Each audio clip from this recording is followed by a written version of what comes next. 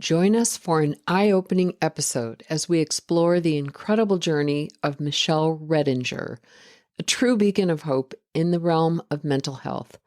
She was diagnosed with bipolar disorder in 1998.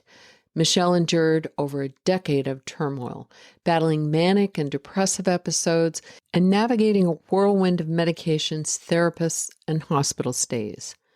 In a world where despair seemed endless, Michelle found herself trapped, yearning for relief, not just for her own sake, but for her husband and young children, who painfully witnessed the disorder's impact. In a pivotal moment of change, Michelle and her psychiatrist stumbled upon a groundbreaking new approach that transformed her life. This marked the birth of a revolutionary mindset shift in treating bipolar disorder, focusing on empowerment, understanding, and healing.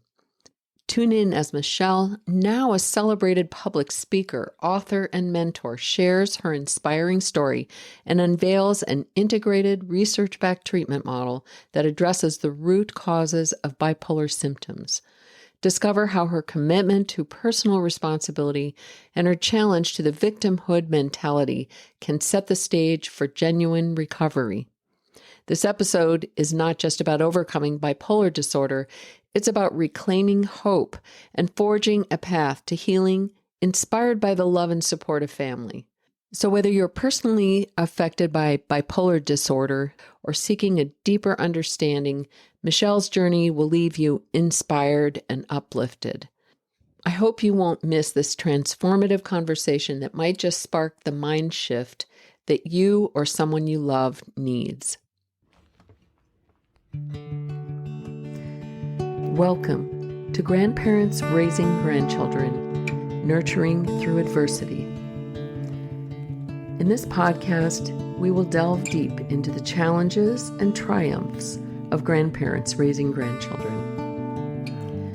As we navigate the complexities of legal, financial, and emotional support, I invite you to join us on a journey of exploring thoughts, feelings, and beliefs surrounding this growing segment of our society. Drawing from real stories and expert advice, we will explore the nuances of child rearing for children who have experienced trauma and offer valuable resources to guide you through the intricate journey of kinship care. We'll discuss how we can change the course of history by rewriting our grandchildren's future, all within a supportive community that understands the unique joys and struggles. This podcast was made especially for you. Welcome to a community where your voice is heard, your experiences are valued, and your journey is honored.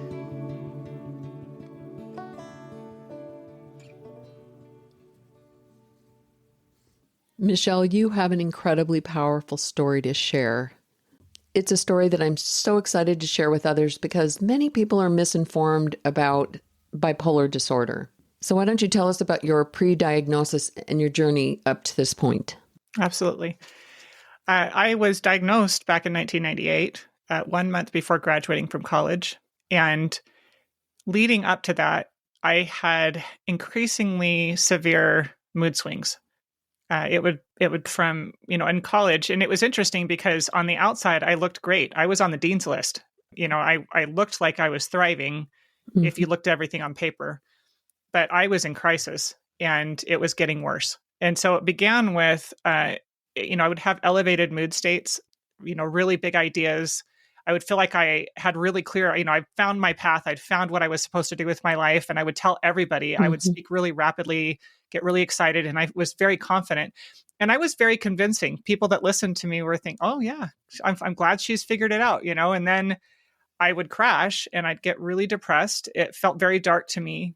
I look back on it and the things that were coping mechanisms were really interesting to me. Just from an analytical standpoint, I would buy new makeup every time I got depressed and I would go get my hair done and doing things to try and make myself feel better. And it would get worse and worse and worse till I was watching television all day and, missing classes. And And then Interesting. I would swing back up into this elevated mood state, and I would stay up for a few days and get all my schoolwork done. And that's how I ended up on the dean's list, because at that point in my education, I was in classes that were entirely dependent on like one major test or, a major paper or something. And so I would stay up for a few days, not get any sleep, get all of this stuff done, ace the classes, and end up on the dean's list. But I was in crisis, and my Wow. parents lived in a different state. Hmm.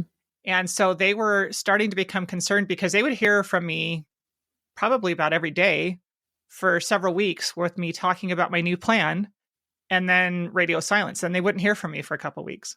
And then the Hmm. next time they heard from me, I had an entirely different plan, and I'd changed my major in school. And, and it was Yeah. becoming increasingly concerning for them. And they Hmm. finally were the ones that I had an aunt and uncle who lived nearby who were observing much more closely what was going on. And between my parents and my aunt and uncle, they all convinced me to go see a psychiatrist. And when I Were was you initially close with your diagnosed, parents? yes, I was very close with my parents. I was also their oldest child. And Mm-hmm. so this was, me being away at school, all of these things were still, were new to them. Yeah. And they just didn't know what to do to help me. When I went to my first appointment, I was so severely depressed, I was having a hard time talking. And my aunt came with me. She offered to go with me, so I wasn't by myself. And she did a lot of the talking, because I described it as feeling like my brain was muddy. I just felt like I couldn't think, and it felt like kind of sloshing through Mm. mud in my brain. And so a lot of the information was supplied by my aunt, because I couldn't articulate a lot of what I was experiencing. And I was initially diagnosed with depression and anxiety disorders, and they put me on an antidepressant. And within a few months, as that medication built up in my system, I became manic. And Oh, at that point, wow. I'd graduated from college. I was living at home, and my parents had a front row seat to what was going on, and they were very disturbed by what they were seeing. And so they encouraged me to go back to the psychiatrist. And I'd moved back to the state where they were. And I went to this new psychiatrist, and they said, "Oh, you've been misdiagnosed." And they changed my diagnosis to bipolar. It was bipolar 2, because they said what I experienced with the hypomania wasn't true mania. I didn't have psychosis. I wasn't experiencing what we would consider mania. It was considered hypomania. And that's just that elevated mood, lots of ideas, talking really rapidly. My brain just couldn't shut off. I just kept going and going and going. And so that started me on the path with all of the psychotropic drugs. I was initially treated with lithium, which is the go-to for bipolar diagnosis, which I had a severe reaction to that. I had a psychotic episode on lithium. And it was just, constantly changing medications, trying to find the right one is what they were telling me, and adding medications. When I lived in a few years later, I moved to Chicago.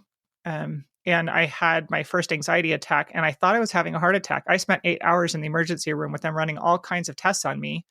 And by the end of the day, they said, "Well, we don't see any evidence." They kept me there long enough, or that long, because they were seeing some external symptoms, elevated blood pressure, my heart was racing.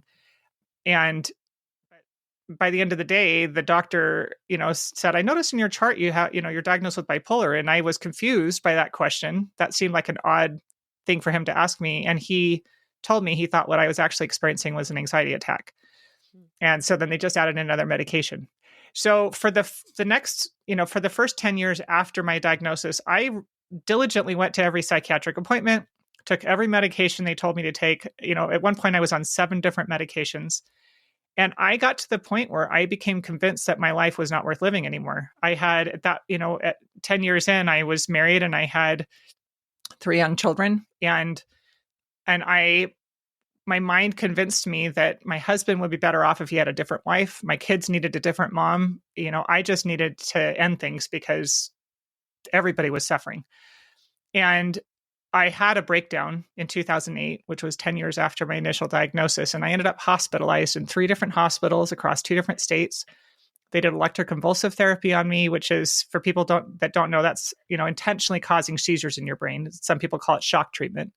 Oh, my gosh. And I lost a lot of memory from that time. I had a actual psychotic episode during that period, which they changed my diagnosis from bipolar 2 to bipolar 1 because of that. And it just felt very hopeless. I felt like there really wasn't any hope. Like my life was just suffering. And I had an experience one day after my third hospitalization where I was watching my kids play. And I had this really clear thought: if you ever successfully end your life, it will ruin your daughter's life. And she was 4 years old at the time. And as soon as I had that thought, I knew it was true, because she was always feeling responsible for everybody. She always wanted to make everybody feel happy, everybody feel better. And I realized she would think it was her fault. She would spend the rest of her life convinced that it was her fault that her mom died. And so from that point on, I became fully committed to surviving. And I thought, if all I can do is survive my life, I will do it for my daughter. Because even though I didn't think my life had value, I knew hers did. And that was a turning point for me, because up to that point, I'd felt like a victim. I felt like everything was happening to me and I didn't have any control over it. But I became determined to figure out some way to survive, because I loved my daughter. I loved my children. I loved my husband. I wanted to survive for them. And that was the beginning of me starting to try, the first step on my path to recovery was actually developing a plan for myself for how to manage the symptoms. I thought, I know they're coming. I've been living this for a decade. I know it's coming. There's got to be a way to manage it. There's got to be a way to be proactive about managing the symptoms, rather than, because before that, I kind of felt like every time I would experience symptoms, it felt like getting yanked onto a roller coaster, and I was just holding on for dear life until it was over, and then I would survey the damage I'd done in the process. But at this point, I actually have journal entries from the day that I started working on this. It was after a fourth hospitalization. I had been hospitalized again, a year after my initial breakdown. And I was, again, watching my kids play seemed to be like the catalyst for these ideas. And I had this thought, like, is there a way for me to create a system to manage this? And that was the beginning of what's called the Mood Cycle Survival Guide. And I developed that plan to manage my symptoms, to be more proactive in managing things. And that helped me to begin taking more responsibility and control of what was happening in my life, which led me then to be prepared for when I found the additional tools that helped me to actually recover. And now at this point, in the last few years, I've completely recovered. I do not experience symptoms anymore. And I didn't understand that I was recovering. I didn't understand that I was healing when I was going through that process. I just thought I was finding ways to manage it better, because I believed what I had been told, that bipolar was incurable, that it was chronic, and that I would need medication for the rest of my life. And as I started going through and finding tools and resources to actually get to the source of the symptoms I was experiencing, it resolved the symptoms, and I was able to completely recover. Wow, Michelle, that is such a powerful story. So I'm assuming that those tools and the Mood Cycle Survival Guide are two of the big things that you share with others to help them cope with this diagnosis if they've been given that. Yeah, absolutely. In fact, that Mood Cycle Survival Guide is a free resource I offer on my website. That's the first step that I always tell people. You've got to take responsibility for these symptoms, because feeling like a victim is not a good way to live your life. If you're feeling like you have no control, like you're a victim to these things, like it's happening to you, it's very hopeless way to live. And the whole point of this is to acknowledge, I need help right now. And what help do I need? How do I access it? What are the things that I can do to be proactive in facing what I'm struggling with, rather than just suffering? I'm assuming that system is one that can apply in many different situations, right? Depression or whatever diagnosis you've been given.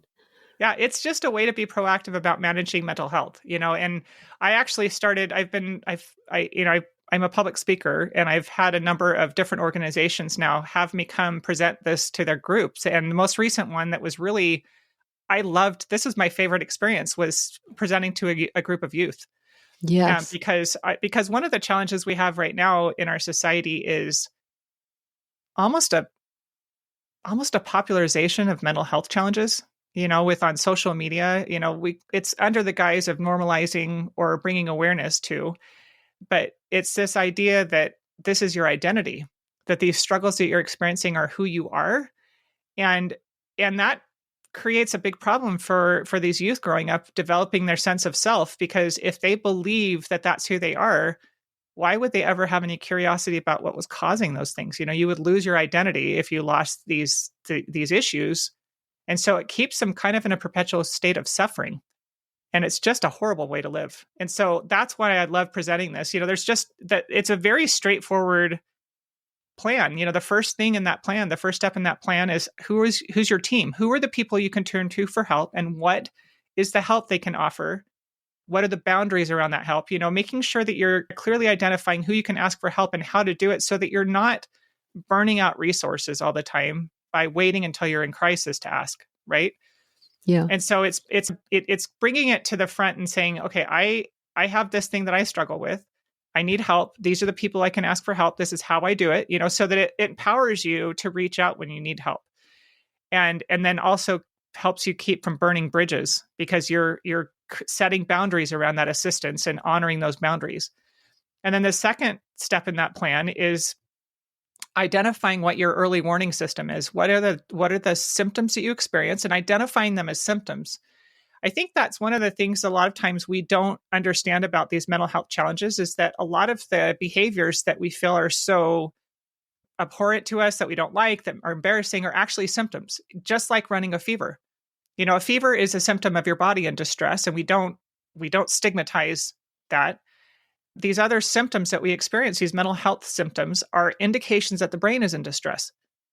And so learning how to identify this is a symptom, and I need to pay attention to it. What is it saying to me? What is it what my mind needs right now? And then also recognizing triggers. So this early warning system is helping you become much more self-aware so that you can become proactive in managing things. And then the third step in the plan is identifying what your power priorities are. Oftentimes, for me, when I was going through these periods, when I was depressed, I struggled to get out of bed. I struggled to, do basic things. But I was trying to do everything still because especially the things that were visible to the public, things that were visible to other people, because I was embarrassed and I didn't want them to know that I was struggling. And it felt like trying to climb a hill in a mudslide. The harder I tried, the worse things got. And so identifying what my power priorities are, what are the things that are most important that are going to be supportive of me and those that I'm responsible for, and then letting go of all the other things until I'm back to a good mental state. And the same was true on the other end. With mania, my hypomania, I often would get going on huge projects, like big plans, big ideas and the things that mattered most would get neglected. And so this power priorities was a way to make sure that the things that really mattered were attended to. And then, if you don't have the emotional capacity to do anything else, you let go of those things until you're back into a healthy place. And then the final step in that plan is coming up with a plan to get back to that healthy mental state, to reboot your system so that you're not just feeling like you're a victim and you have to wait till it's over, that you have a plan in place that helps you get back to that healthy, balanced mental state. I think these are all very common sense. What tools? Like they're just tools. Thank you. Yeah. Because I think we all go through different kinds of struggles, and we can go down dark tunnels and be really ineffective for our families and our friends and ourselves. And then we beat ourselves up because we're there. Let's talk about how medication plays a part in all of this.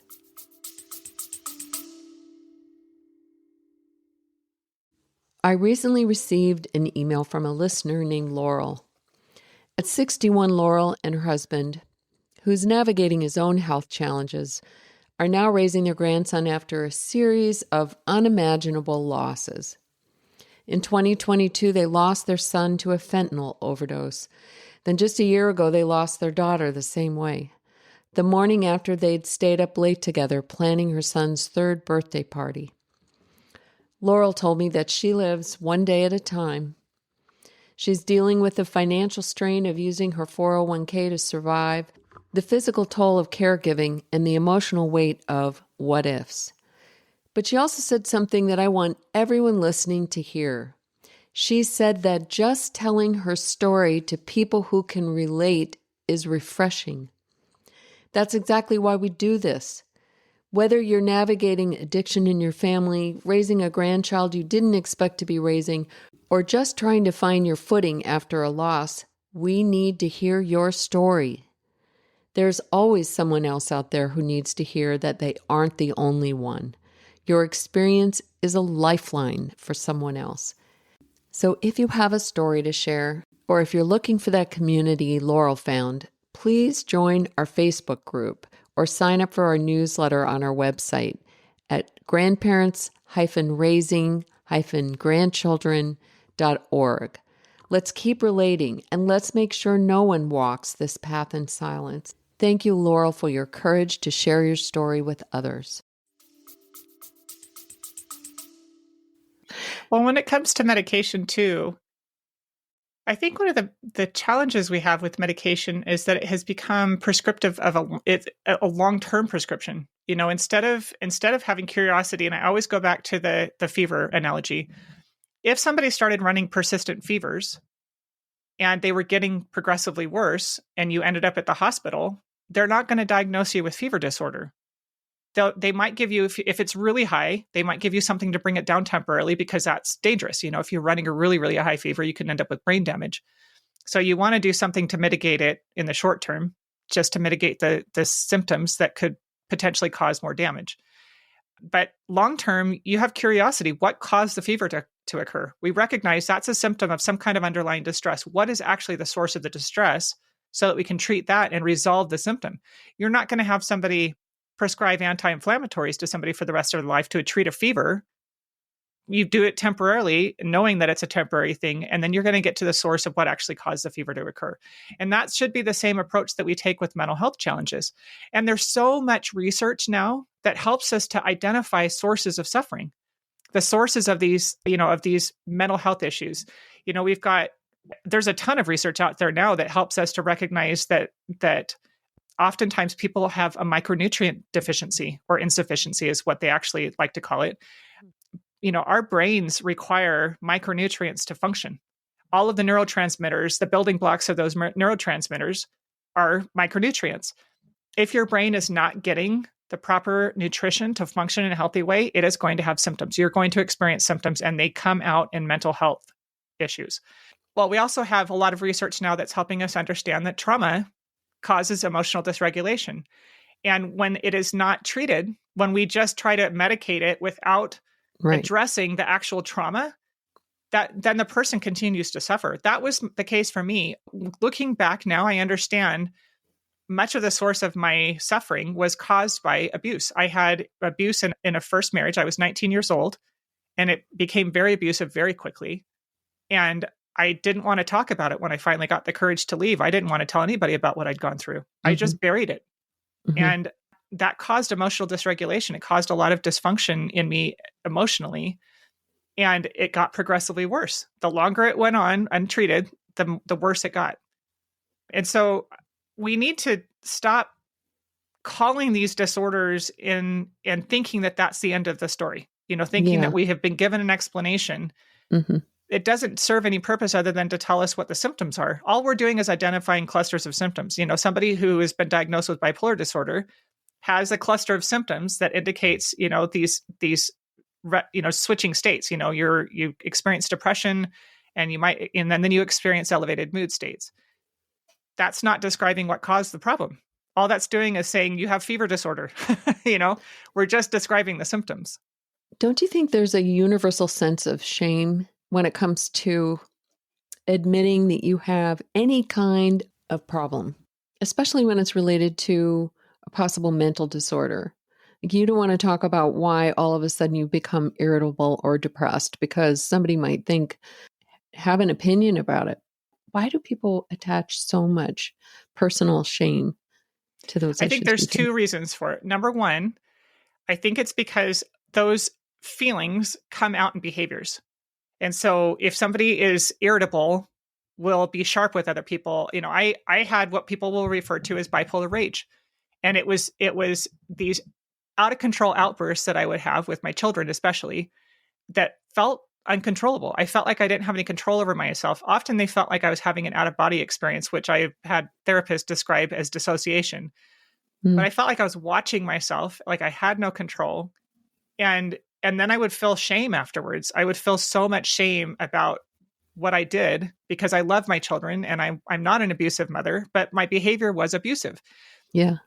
But I didn't have the ability to stop myself because of what I was struggling with. And so I think that's part of it is, a lot of times people, especially in manic states, will spend excessive amounts of money. People, I have people come to me all the time saying, how do I stop myself from spending money? I've given my husband the credit cards. I've done all these things and I'm still like, it's compulsive. It's not Obsessive. it's this compulsive thing that it's like, you have to do it. It's not something that you feel like you have any control over. Mhm. And I spent years trying to stop myself from doing these things. And I felt a tremendous amount of shame because I had no ability to stop myself from doing those things. The other piece of it, I think, actually comes from the diagnosis itself. So when you're struggling with these behaviors and you feel like you have no control, and then you're diagnosed with bipolar disorder and you're told that it's not your fault, that doesn't feel good. It doesn't feel good to have these things that you're doing. You're told that you have a disorder, your brain doesn't work right, you can't help it. That feels terrible. Like that, it's a very hopeless prospect looking forward, thinking, so you mean that I'm going to continue to have these outbursts with my kids and there's nothing I can do about it? And the medication often becomes problematic. And I want to Mhm. make sure before I say this piece, I do not advocate people going off of medication cold turkey. If somebody feels Mhm. like medication isn't working and they want to try something different, they need to work with somebody who understands drug action, that understands how to safely help them titrate off of medication and how to help their brain heal in the process. So I want to make sure people are very clear before I say this next piece that I am not advocating people stop their medications, right? Yes. But medications, we have been misled as far as what medication actually does. There's a fantastic book by Professor Joanna Moncrief, who's a psychiatrist and PhD out of the UK. Her entire career has been focused on understanding what the drugs are actually doing in the brain. And she does it she doesn't have any motive other than just understanding drug action. And so she wrote a book called A Straight Talking Introduction to Psychiatric Drugs, the truth about how they work and how to come off of them. And it was so eye-opening to me because I had been told for years that having bipolar was like having diabetes and that the medication was like insulin.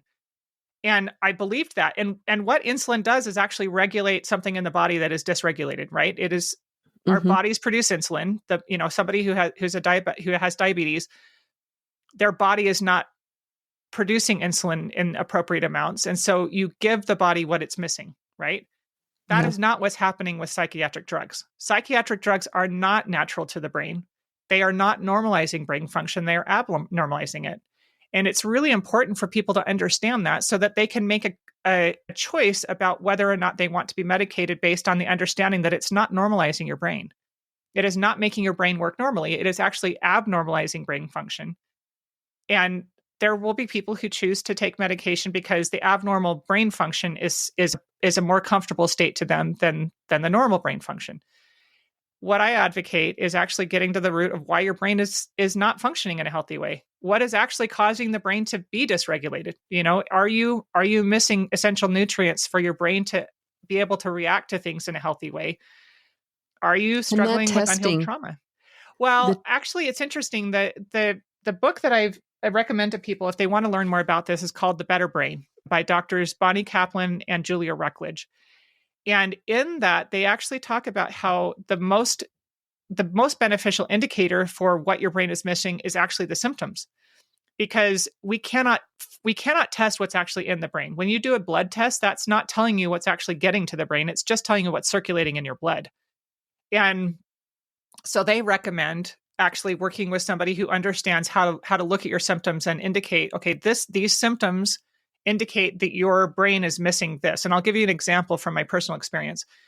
When I was going through cross titration, which is I was helping my brain to heal with the micronutrients and then slowly coming off the medications. I got to a point where I was so significantly better that I thought I was done. Like I thought, oh, I'm better. This is what I need to help my body get what it needs. But I was still struggling with that bipolar rage. I was still struggling with this intense agitation that would come up out of nowhere and these outbursts that felt out of control. And I didn't understand that that was a symptom. And I had been on the micronutrients for a couple of years at that point, and I just happened to be speaking with one of their customer support people right after I'd had an outburst with my son. And she was asking how I was doing. And I said, I'm not doing great today. I had this bad experience with my child. And I described the experience. I don't know why I did, because I thought that it was a moral failing on my part, that I just didn't have enough self-control. And Interesting. when she listened to me, she said, "Oh, sweetie, you need salmon oil." I'm like, "What?"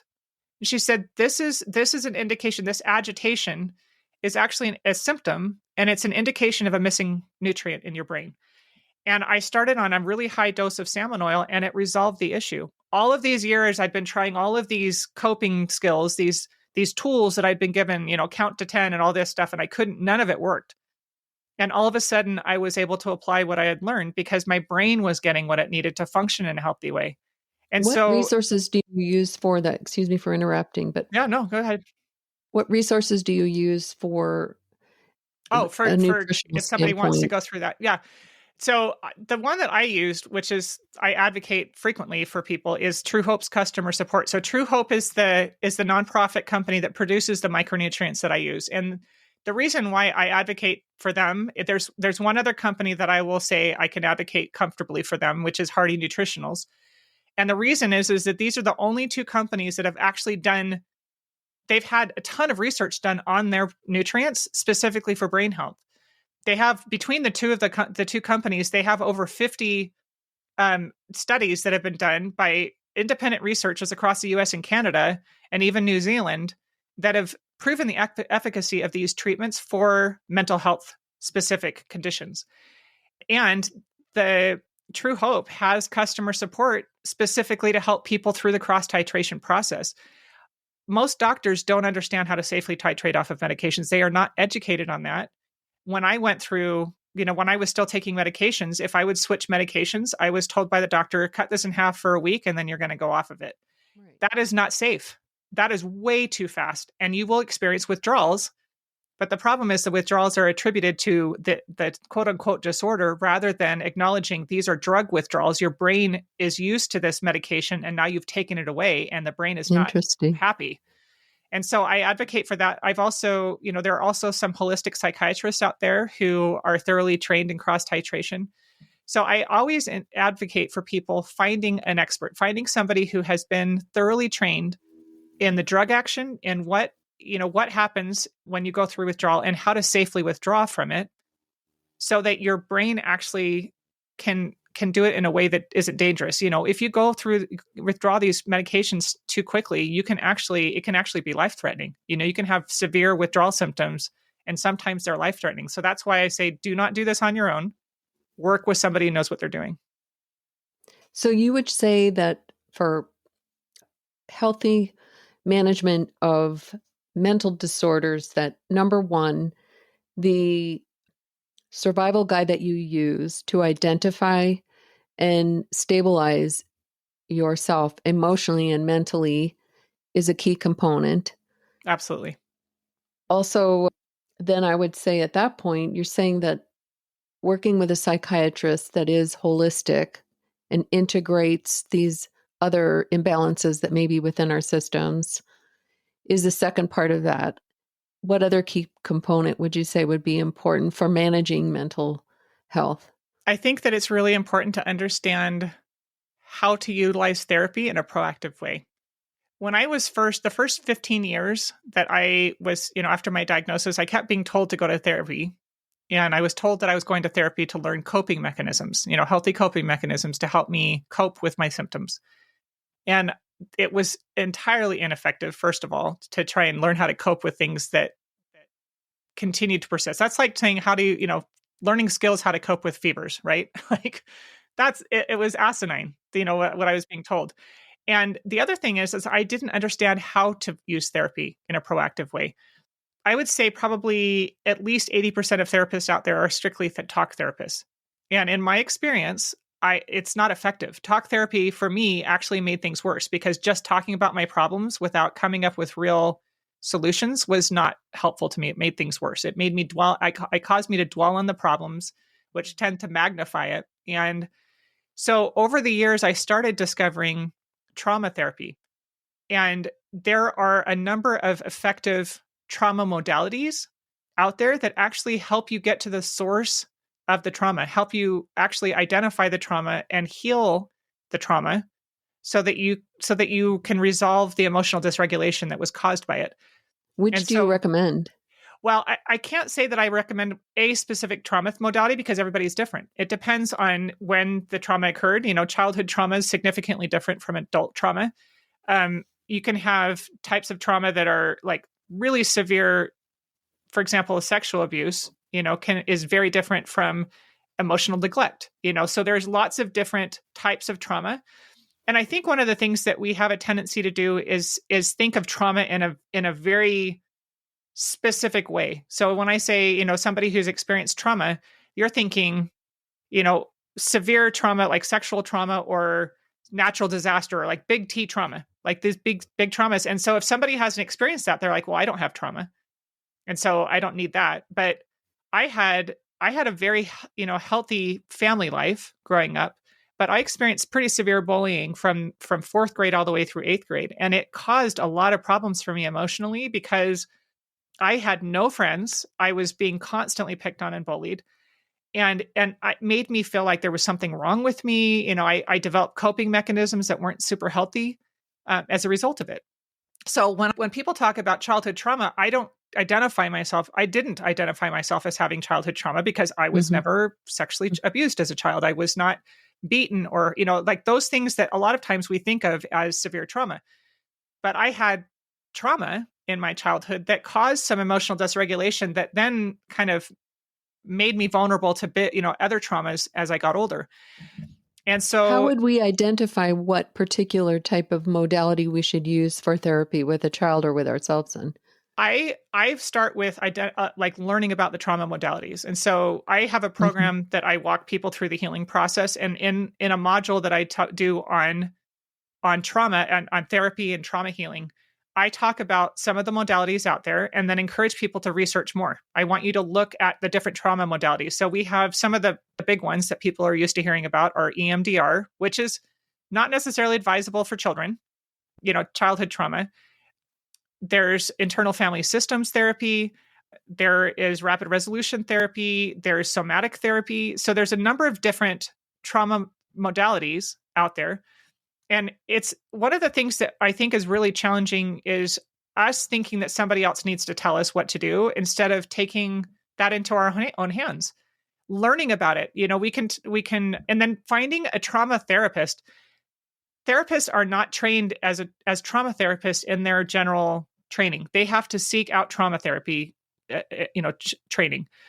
And so you want a trauma informed therapist. So you need to look for somebody who has, and you can do that by identifying these trauma modalities and then looking for therapists that are trained in those trauma modalities.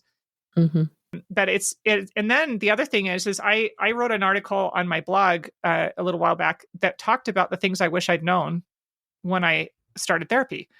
And it's talking about, how to be proactive, that the therapist is not necessarily the expert, like you're ceding control to the therapist. They are a facilitator. Therapy itself is a tool, and you're looking for a competent facilitator to help you utilize that tool in your life. And so, in that article, I talk about, making sure that you're proactive and seeking out the type of therapy you think might be beneficial to you. You're going to have to take time finding the right fit for you. Sometimes we go to a therapist and it's not a good fit. I know that there are people who've even had bad experiences in therapy, and I encourage them, don't dismiss the resource because you had a bad experience with somebody. Try again with somebody different, and then make sure that you are, with that mood cycle survival guide, it helps you to become much more self-aware. And the more self-aware you become, you can start to connect the dots. You can start to see like, okay, I had this experience and it triggered these symptoms in me. Why? Why did I have that reaction? If we stop looking at anxiety attacks, for example, an anxiety attack is your body's defense system going to work. What is it thinking you need to be defended against? Like, what is it that's happening that's turning on that part of your brain and saying, I am in danger? So instead of seeing it as a disorder, recognizing this is a response. My brain is trying to do its job. What does it think is unsafe for me? And then or take that to taking your a therapist. drug. Yeah. to Take stop it, the go to a anxiety. therapist. Oh yeah, absolutely. That's what I So mean. many It's people are on anxiety. anxiety medication these Well, days. anxiety is so uncomfortable. So I think the idea of being able to remove that discomfort is appealing to people, Yeah. but it's because we have labeled them as disorders. Instead of recognizing this is the body, this is the brain's natural defense Yeah. system. It is asking for help. Don't shut it up. Listen to it. Yeah. Yeah. And so that's, learning how to identify like these connections between these symptoms and these triggers and taking that to the therapist and say, I had that experience myself. Once I stopped calling things disorders and once I started recognizing like, okay, I'm having a trauma response right now. Like, why is my body reacting this way? I had an experience with somebody who was telling me that what I was sharing was dangerous online, and it caused a major reaction within me. I could feel my chest tightening. I Hmm. could feel my body having a trauma response. And because at that point I'd recognized like this is my brain has turned on its defense system. What's going on? I was able to take the information about everything that had happened and I went to my therapist and I'm like, okay, these are the circumstances and this is the response. We got to figure out what happened here. And we were able to identify that the experience I had triggered unhealed trauma from my hospitalization. And it had never occurred to me that I needed to resolve trauma from the hospitalization. But once I resolved Yeah. that, I've encountered the same trigger since then, and I have no emotional response to it because I've resolved it. My brain doesn't feel like it's in danger anymore when I have those experiences. What we're talking about is managing the health of our bodies and our minds. Absolutely. Absolutely. And not labeling every human emotional response to things as disorders. You Mhm. know, these are super uncomfortable things, especially things, when somebody has another one is schizophrenia. It's really interesting. I've got a woman that's coming on my podcast next month who healed schizophrenia because she identified that the schizophrenia and most frequently people who are diagnosed with schizophrenia have severe trauma in their childhood. They have Mhm. very severe trauma that caused some serious problems in their brain. And instead of medicating them and continuing to perpetuate their suffering because the underlying distress is never addressed, she was able to go and she figured it all on her own. It was pretty extraordinary and she completely healed. She has been symptom free for decades now. And it was because she recognized this is my brain responding to this severe trauma. I'm not going to call it a disorder. I'm going to recognize the brain is in distress. It needs my help. And we're going, and this is like schizophrenia is like hearing voices, having hallucinations, paranoia. All of those things are very distressing. But we need to recognize it's not a disorder. It's the brain asking for help. It's trying to protect itself. This is how it's doing it. Michelle, why don't you share with us some messages of hope, a few of your success stories? I've got a few that came to my mind when you were asking me.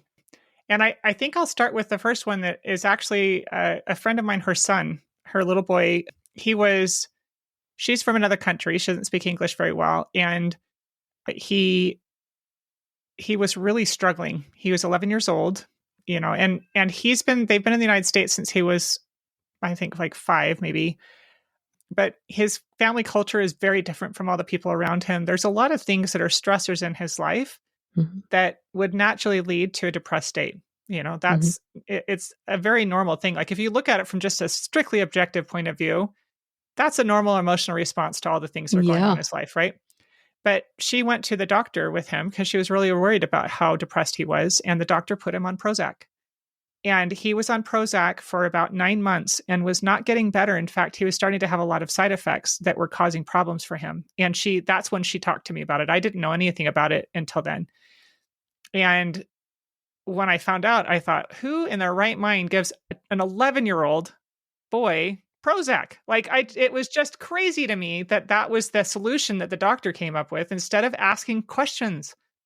We're so convinced in our society that all of these things are disorders that need medication that we just throw medication at it before we even ask any questions. There's no Yeah. curiosity, there's no investigation, there's no, and a lot of times I also think that we're looking for a magic bullet treatment. We're looking for something that's Mhm. just solve the problem with a pill. Quick And I fix. think a lot of that comes from the advertising that's done on television. It's really upsetting to me that they're able to advertise these things on TV because we become convinced that that pill is going to fix our problems. Yeah. And so she and I actually had long conversations about this, and I worked with her because she doesn't speak English very well. I ended up helping her speak with True Hope, this company that I mentioned earlier. And he went through about 10 months of cross titration. And this is what I'm talking about. He was on a very low dose of Prozac. It took 10 months to titrate him safely off of that. And it was... Explain to us what cross titration is. Yeah. So when somebody withdraws from... You'll hear the term titrate frequently when it comes to drugs titrating up in your system or titrating down. It's just a buildup or letdown of the medication. And cross titration is what I advocate for. If somebody wants to come off of medication, I always advocate for cross titration, because what you're actually doing first, before you withdraw the medication, is giving your brain what it needs to heal. You're giving your brain like highly specialized micronutrients that are helping the brain begin the healing process. So what it looked like for this little boy is he was started on the micronutrients, and they kept him on the micronutrients until he started experiencing over-medication symptoms. And it looks different for everybody. This is why you need to work with an expert. You need to work with somebody who understands what's happening in the brain and the body. And when he started experiencing these symptoms, then they took a tiny bit of the drug away, just a little bit. And it's depending on the medication, each medication is different. So they know how much to take away. And then he had a couple of days of withdrawal symptoms. And for him, that was extreme fatigue. He was just exhausted for a couple of days. Mm-hmm. And then everything leveled out and he was feeling okay again. And then he went for about 3 to 4 weeks at a time, where he would be fine for about 3 to 4 weeks. And then he would start experiencing the over-medication symptoms. And then they slowly, gradually withdrew that medication from him. One of the things that is really critical in this process is making sure that you're taking everything when you're supposed to take it. I tell people this is the most important thing you're doing through this, you do through this process. If somebody were doing this and they miss doses of their medication or miss doses of their micronutrients, that can cause a lot of problems in this process. I've watched people do it the right way, and I've watched people do it the wrong way. And invariably people suffer when they do it the wrong way, when they aren't really dedicated and diligent in this process and making sure that their brain is getting everything it needs. They start experiencing pretty severe withdrawal symptoms. But it was really wonderful with this little boy, because when he got through the withdrawal process, he started feeling better. He started behaving in a very healthy way, and I just saw them about a month ago, and he's doing great. She said it's the happiest she's seen him. And he's, 12 years old now and going through all the, normal 12-year-old boy stuff, but he's doing really well. He's handling everything in a healthy way. And it was just a relief to me to watch that change, because it's like I said, these medications are not regulating something, and they are dysregulating something. And I had a recent experience in my coaching program with an adult a man who was diagnosed with bipolar disorder a number of years ago, and has been on, trying to think, I think he was on the medication for 7 years, and I'm not going to give identifying information about him because I don't want to betray his trust, but he had suffered for a long time, and he was on the medication and continued. That's one of the things that I think a lot of times people are saying, you have to stay on the medication, but most people continue to experience symptoms on the medication because the underlying source of the distress is never addressed. We're not ever getting to the reason that those symptoms started in the first place. Mm-hmm. And so he came into the program, and it was he and his wife. His wife was his support partner, and she was involved in all of the discussions that we had and all of the coaching. And so he went through the cross titration and was very diligent about following all of the instructions that he gave. That mood cycle survival guide was so key. It was so critical in this process, because that self-awareness, recognizing when you're experiencing over medication, knowing that that's what's happening, knowing what withdrawal looks like, understanding the timeframes of that, helped him to create a plan to manage those experiences. And by the end of the summer, he was completely off all of his medications and doing really well. And it made it possible for him to actually utilize therapy in a proactive way. I think that's one of the things that, when I interviewed Professor Moncrief, a lot of times we don't realize that medication can actually sometimes interfere with therapy, because you're not able to process emotions in a healthy way. The medications frequently are interfering with the healthy processing of emotions, because they are interfering with the neurotransmitters in your brain. That's what they're designed to do. And that makes sense. Yeah. And so it's, a lot of times there's a lot of hopelessness surrounding all of these diagnoses. And I often have people come to me that are parents of children, their children have bipolar or their partner has bipolar. I have one whose grandchild has bipolar, and they want me to tell them how to fix them. And I always tell them, you can't help them until they're ready for help. But what you can do is educate yourself. The more information you have and the more you understand this, number one, it helps you understand what's happening in them. And number two, it puts you in a position to actually offer assistance if they ask for it, because you know what to do. You know where to send them. You know what things will be beneficial to them. And so that's the thing that I always encourage people to do if they have a loved one who's struggling, who is resistant to help, is educate yourself, work on learning more, and be ready to help when they're ready for it. And it may never happen. That's one thing that's really hard, is watching somebody you love suffer and they don't want your help. And you're thinking, I can help you. I'm that person for a lot of people. But it's really beneficial if you know how to help them, so that you're in a position to do it if they are ready, when they're ready. Which leads me to my next question is, how can we have discussions about mental health with our kids, our grandkids, that would help them, number one, begin to identify what the triggers are, and then lead them towards support through therapy and the process that you've been talking about? I think the first thing is to listen to people. I think so many times we want to just fix the problem that we don't hear what they're saying. And that's something How do you talk to a teenager, though, who doesn't want to talk about? Create a safe space for them, a place where they feel loved. I think that was one of the things that was most helpful to me with my parents, was that I felt loved by them. And so when I was in crisis, I turned to them because I felt like they would love me and help me.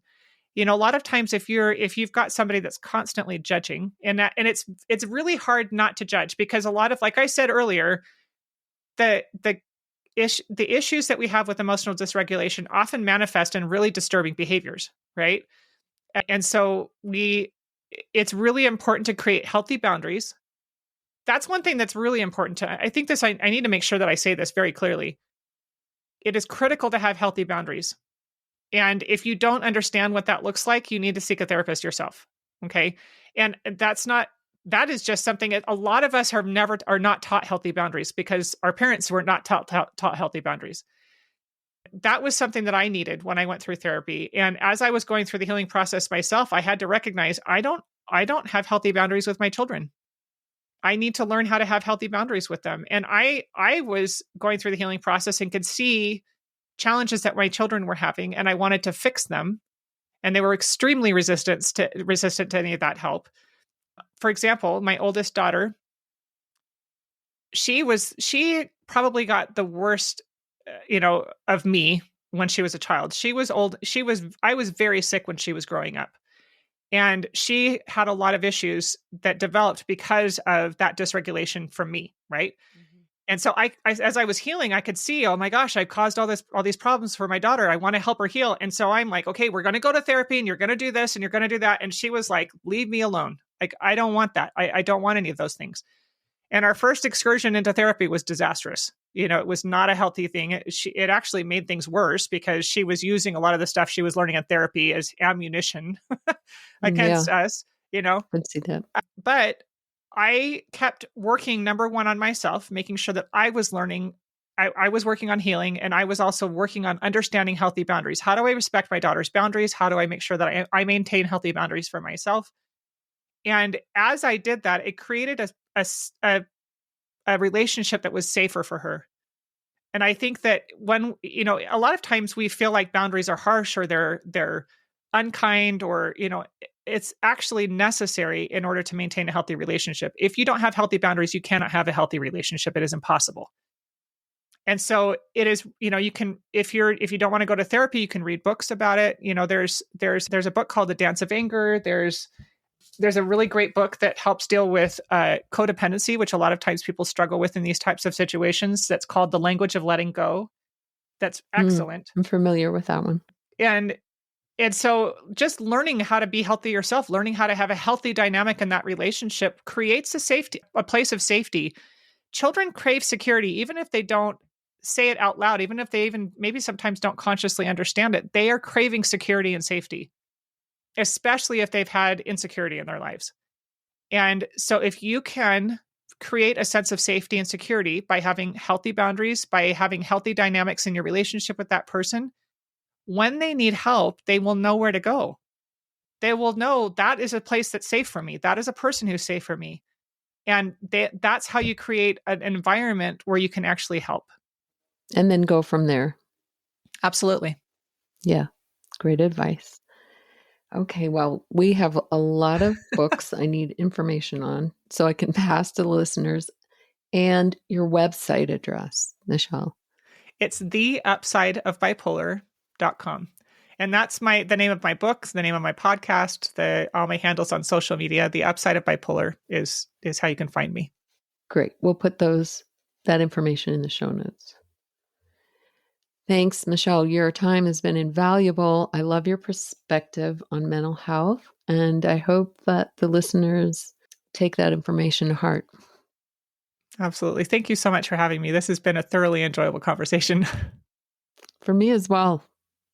I highly recommend all of you listeners to visit Michelle's website, theupsideofbipolar.com. That's also the name of her podcast, which I very much enjoy listening to as well. If you or anyone you know are struggling with bipolar disorder symptoms or diagnosis, be sure to download Michelle's free mood cycle survival guide. That's also at her website. The link is also in the show notes. Thanks for joining us today for another episode of Grandparents Raising Grandchildren, Nurturing Through Adversity. I encourage you to share both your challenges and your successes with us. Your story is undoubtedly one someone else needs to hear. Submit your stories to the links provided in the podcast information. Your contributions will enrich upcoming conversations, creating a more supportive community in which we can learn and grow together. Are you one of the 68% of Americans without a valid will or estate plan? Join us next week for an enlightening episode as we sit down with Oscar Vasquez, founder of EstateDocPrep.com, to uncover the critical steps every homeowner should take to protect their assets and family. Oscar reveals the often overlooked pitfalls of inadequate estate planning. Discover how the absence of a living trust could plunge your loved ones into a costly and prolonged probate process, eroding up to 8% of your estate's value. But it's not just about the statistics, it's about safeguarding your legacy. Oscar is going to share practical insights and real-life examples, emphasizing the estate planning isn't reserved for the affluent. It's an essential move for anyone who wishes to ensure their life's work secure for future generations. He breaks down complex legal jargon into accessible guidance, empowering you with knowledge to take action now. Don't miss this vital episode as we demystify estate planning and learn how simple, proactive measures can alleviate financial and emotional burdens. So tune in to discover how you can save time, money, and stress. Your future self will thank you. Thank you for tuning in to Grandparents Raising Grandchildren, Nurturing Through Adversity. Remember, you are not alone. Together we can find strength and hope in the face of adversity. Peace be with you, and I pray that you find some time this week to listen to your inner wisdom amongst the noise and the pandemonium of this world.